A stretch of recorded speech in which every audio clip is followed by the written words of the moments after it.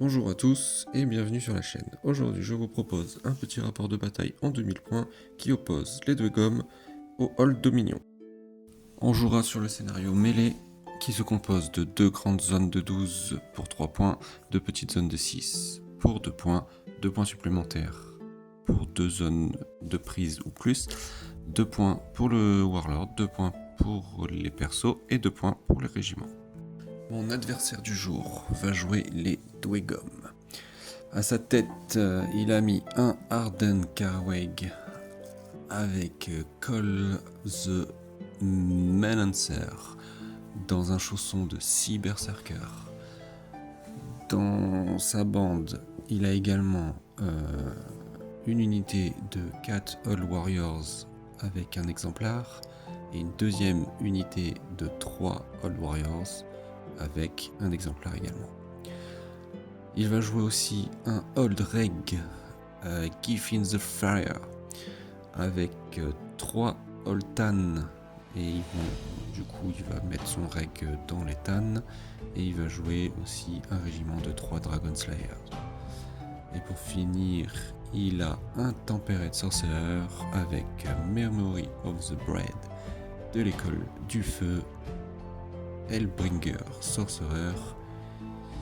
Il va avoir dans sa bande une unité de 3 Fireforge du feu, une unité de 3 Ballistae du magma et un Hellbringer. Pour ma part, j'ai choisi en seigneur de guerre un Xiark équipé d'une Advantine Armor, d'une Calamitas et d'un Eternal Discipline, qui va pouvoir me permettre d'avoir le tenace, la relance des 6 et un peu de mordant au cac. Il sera dans un chausson de 5 prétoriens avec étendard. Dans sa warband, il aura également 3 légionnaires avec étendard, 2 x 3 Vareg avec étendard.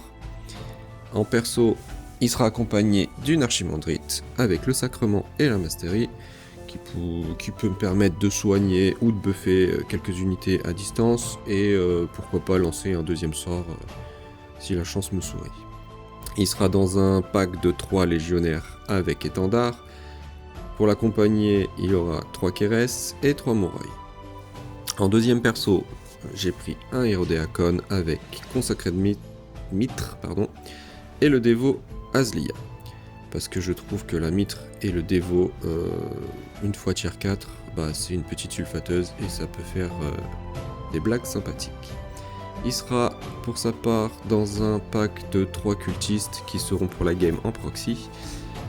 Et il aura également 3 cariatides pour soutenir tout ça.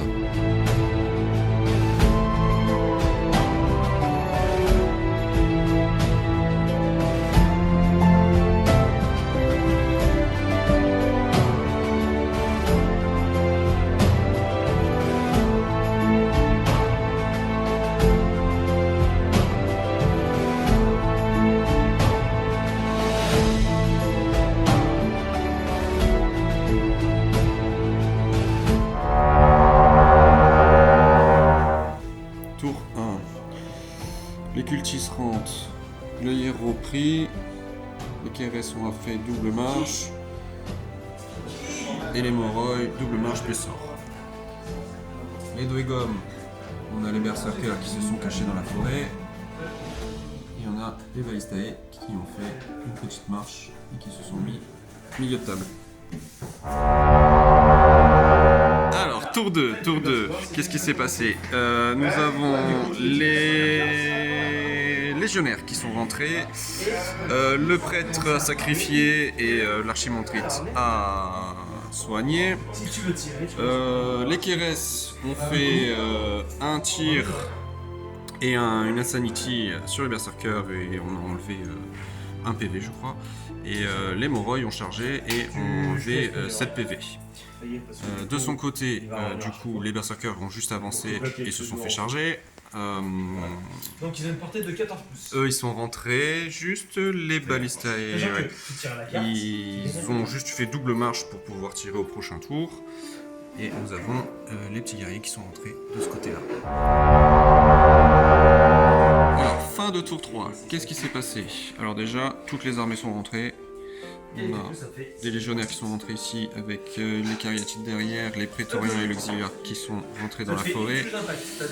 Un régiment de Vareg qui sont rentrés sur le flanc gauche, un régiment de Vareg qui sont rentrés sur le flanc droit.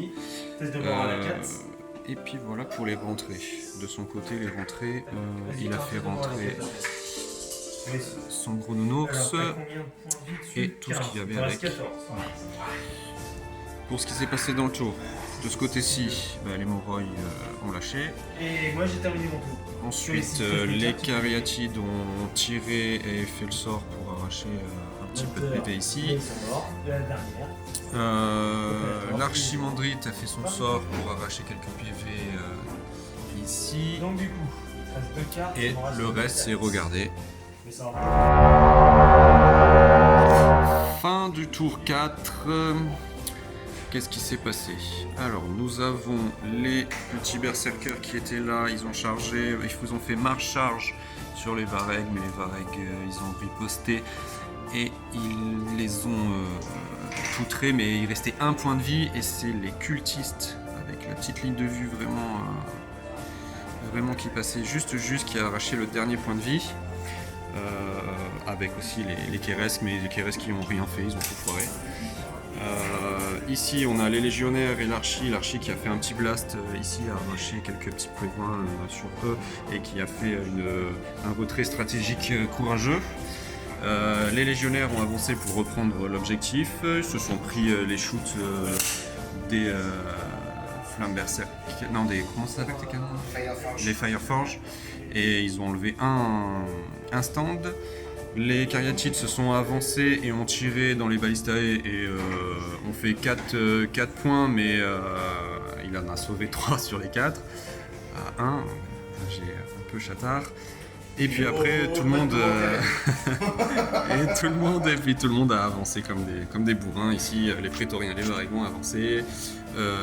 Sa petite poule a avancé un petit peu pour se placer. Et de son côté, tout a arrivé, les Dragon Slayers sont arrivés sur la table. Alors, fin de tour 5, le Hall Dominion remonte au point 33-26. Non, donc c'était le tour de la suprématie d'Uxiliarque. Donc qu'est-ce qui s'est passé? C'est les Dweck qui ont eu le tour. Il a activé le nounours, qui a fait feu dans les prétoriens, qui m'ont enlevé un peu de prétoriens. Ensuite, les prétoriens sous suprématie sont allés taper là-dedans, qui ont fait un peu de dégâts, et puis pas glorieux. En marche, en fait, ils ont fait marche, charge, clash. Les Dragon Slayers, en retour, ils ont chargé de face, ils ont lancé un défi sur l'auxiliaire qui a été relevé, ils ont fait un PV auxiliaire qui en échange l'auxiliaire leur a enlevé le stand de commandement. Ici, le petit régiment qu'il y avait ici, les Vareg ont fait charge, clash et vaporisé. Les Cariatides, qu'est-ce qu'ils ont fait? Les Cariatides, ils ont tiré dans les balistae qui étaient ici et ils les ont tués. L'archimandrite a fait un sort dans les Dragon Slayer qui a enlevé encore un stand qui se retrouve, donc du coup les Dragon Slayer se retrouvent plus qu'à un stand. Ici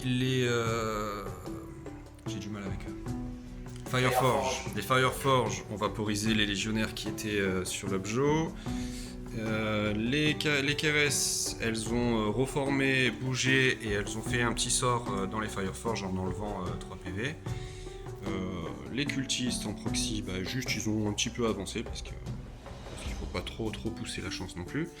Et ici, les Vareg sous suprématie ont fait marche, charge, clash et ont détruit les Holten en une phase de clash. Donc plutôt un bon tour pour le Hall Dominion. Fin de tour 5, début de tour 6. Fin de tour 6 et fin de partie, victoire Hall Dominion. Qu'est-ce qui s'est passé sur le dernier tour? Les Vareg ici sont allés chercher la grosse bébête qui a été finie après par les Cariatides. Ici, c'est encore le combat, mais on décide d'arrêter là parce que il reste 2 stands. Donc Ici, ça a bougé, ça a blasté là-bas, mais ça n'a rien fait. Les KRS se sont approchés, ont tiré, on sort et ça a bouffé un peu les Fireforge. Le bilan de la partie, c'est une game qui se joue sur la suprématie du Xiliarch, qui a clairement retourné la game. Un grand merci à Antoine pour la partie et surtout pour sa patience. Il en a fallu. Je lui ai un peu cassé les pieds pour tourner cette vidéo. Donc merci à toi Antoine, c'était cool. Si la vidéo vous a plu, n'hésitez pas à vous abonner et à partager. N'hésitez pas également à me faire part de tout ce qui peut être amélioré. J'en doute pas, il y en a certainement. C'était ma première vidéo montée de ce type et c'est pas une mince affaire. Donc je prends toutes les critiques constructives. Merci d'avoir regardé jusqu'ici. Et pour finir, une petite dédicace à mon frère de la chaîne VTT Plaisir qui a eu la patience de m'initier au montage. Donc un grand merci à toi Nico. Et n'oubliez pas, jouez et faites-vous plaisir.